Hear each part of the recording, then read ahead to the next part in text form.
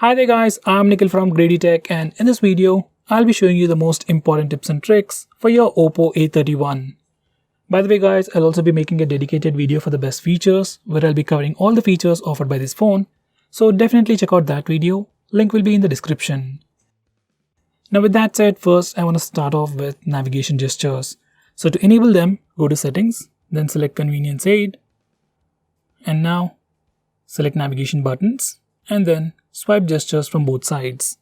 Now once you do that, you can swipe from the bottom of the screen to go home, swipe and hold for recent apps. These are your recent applications. You can swipe from the left side or right side to go back a step. And every time you do that, you get a cool animation. Finally, you can swipe and hold to quickly switch between the current application and the previous application. So that's pretty cool. Now let's go back to convenience aid once again. Now, once you enable this particular toggle, you can press and hold the power button to trigger Google Assistant. And this particular feature is really useful, especially while using gestures. Now, while we are at it, let me show you how to open split screen mode. For that, we need to first go to the recent apps page, then click this button, and then select split screen. Once you do that, you can select the secondary application from the list over here, or just go to the home screen and select the list from here. So that's split screen mode. Next we have swipe up gestures. Once you enable this feature, you can swipe from the bottom of the screen to go home, swipe and hold for recent apps, and finally you can swipe from the bottom left corner or right corner to go back a step. Next we have a new 2-button navigation bar based on Android Pie. But this is not recommended as it doesn't work properly.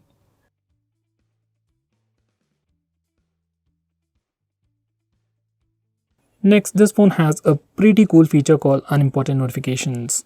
Now let's say these are your notifications and you don't want these to show up in your notification area. So you can just swipe it and click the settings button. Now mark it as unimportant. Now once you do that, you won't be able to see any notifications from these in your notification area. You have to click this button to check out unimportant notifications, and this is where all the unimportant notifications will be listed. So in this way you can make your phone look a bit more cleaner. This is definitely a pretty cool feature. Next, let's remove some bloatware. Now these are some of the applications that come pre-installed. You might not need most of these applications, so if that's the case, uninstall them as soon as possible.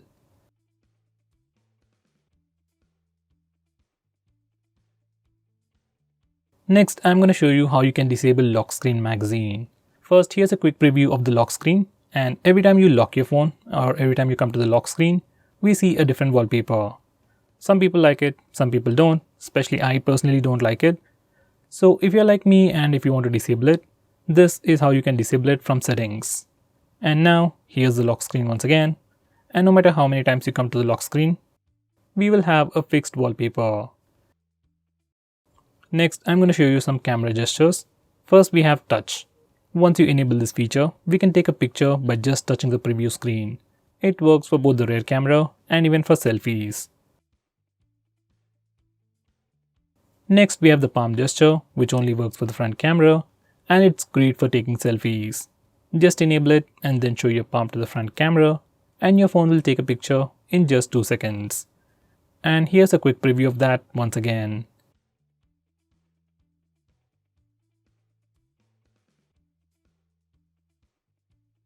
Next we have some important screen off gestures. We have things like double tap to wake,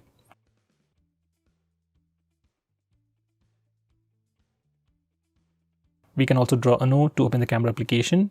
Next, we can draw a V to turn on the flash. We also have more like music controls and custom shortcuts.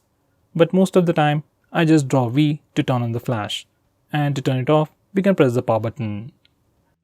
Next, we have a pretty cool shortcut to start or open split screen mode. This feature is enabled by default. Just make sure this particular toggle is enabled.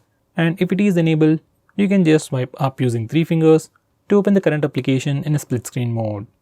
Now this is an Oppo phone, it's not like other phones, so some of the applications will not support this feature. With that said, most of the applications, especially third-party applications, do support split screen mode. Next, I'm going to show you how to record calls automatically on your phone. For that, go to settings just by clicking that button, and now select call recording, and make sure you enable this particular toggle. And once it is enabled, all the calls will be recorded automatically on your phone. Now this feature is available in India but might not be available in other countries. So if you can't find this feature on your phone, try using a third-party application. Next, I'm going to show you digital well-being. Now this is a feature from Google and you can find it in settings. This feature analyzes your phone's usage and gives you a complete report. It shows you how many times you've unlocked your phone, how many notifications you've got, how much time you're using your phone, and which apps you're using the most. So with all this information, you can know your usage and you can also limit your usage using this feature, which is a pretty cool thing. So let's say if you don't want to watch videos on YouTube for more than 1 hour in a day, we can put up such restrictions using this feature. Next we have wind down. This is another feature from Google which will help you sleep faster at night. Using this feature, we can schedule our phone to turn on grayscale mode and do not disturb mode automatically at a specific time. This is something I would definitely recommend you to try. Next, I'm going to show you how you can change your default apps, whether you want to change your default launcher, default browser or anything. For that, we need to first go to settings. Once you're in settings, select app management, then select default apps. Now from this page, you can change your default launcher, default SMS application, browser and so on. I would definitely recommend you to change your default browser to Google Chrome. Next, I'm going to show you how to display the battery percentage on the status bar. For that, go to settings, then select notification and status bar, and then enable this toggle. Once you do that, we can see the battery percentage on the status bar.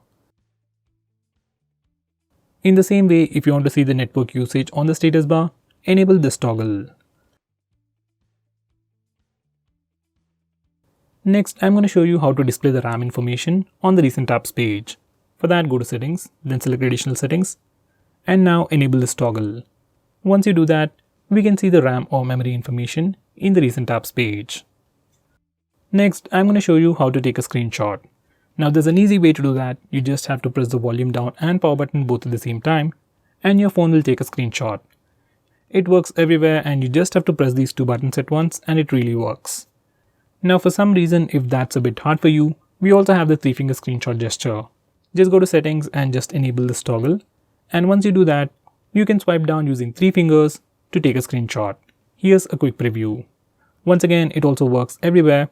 Just swipe down using 3 fingers and you'll get a screenshot. Next, I'm going to show you how to take a long screenshot. For that, first we need to take a regular screenshot. We can either use the buttons or the gesture, and once you take a screenshot, click long screenshot. Now we'll see a quick preview. You just need to scroll through the page, and once you're done, click done. And then we will get a long screenshot. Next, I'm going to show you how to record the screen on your phone. For that, first go to the toggles. And if you can't find the screen recording option, you need to click this button over here and search in the extra toggles. We have a dedicated toggle called Start Screen Recording. Just bring it up. And now we can start video recording just by using this toggle. Just click it and screen recording should start in 3 seconds. If your phone asks for any permissions, just grant them all. Next, I'm going to show you how to stop applications from automatically restarting in the background. For that, you need to first open Phone Manager. You can find it on the home screen or in your app drawer. Once you open it up, select Privacy Permissions, then select Startup Manager. Now from this page, we can start or stop applications from automatically restarting in the background. Personally, I'll enable this toggle for apps like Truecaller, WhatsApp or Instagram and disable it for everything else. So guys, these are the most important tips and tricks for your phone. If I missed out on anything important, do let me know by commenting below this video and definitely check out my video on best features. Link will be in the description. Now with that said, if you're planning to buy this phone, please use the link in the description. It always helps the channel.